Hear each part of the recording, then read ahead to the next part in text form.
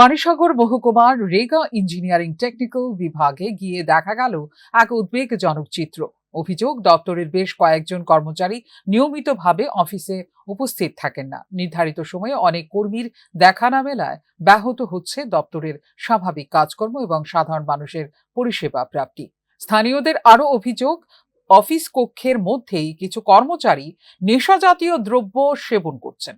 সরকারি দপ্তরের শৃঙ্খলা ও কর্মপরিবেশকে উপেক্ষা করে অফিসের পরিবেশ দিন দিন প্রশ্নের মুখে পড়ছে। এই পরিস্থিতিতে সাধারণ মানুষের মধ্যে তীব্র অসন্তোষ তৈরি হয়েছে। তাদের দাবি, সরকারি দপ্তরে এমন অনিয়ম চলতে থাকলে সাধারণ মানুষের ভোগান্তি আরও বাড়বে এবং প্রশাসনের প্রতি আস্থা কমে যাবে।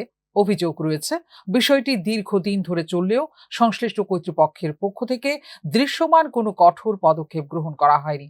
এমনকি কিছু কর্মচারী রাজনৈতিক নেতৃত্বের নির্দেশনাকেও উপেক্ষা করে নিজেদের ইচ্ছে মতো দপ্তরে কাজকর্ম পরিচালনা করছেন বলেও অভিযোগ উঠেছে।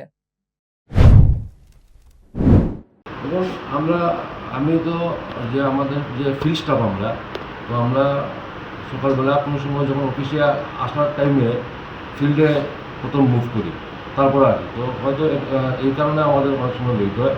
ঠিক যেমনি তদ্রুপ আজকেও এই ব্যাপারটা হয়েছে।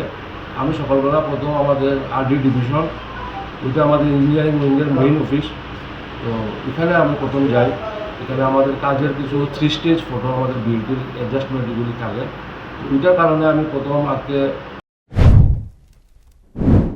অভিযোগগুলোর সত্যতা ও বাস্তব অবস্থা খতিয়ে দেখতে প্রশাসনের নিরপেক্ষ তদন্ত জরুরি বলে মনে করছেন সচেতন মহল।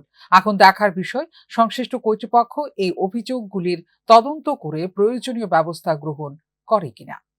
Bureau report, news now.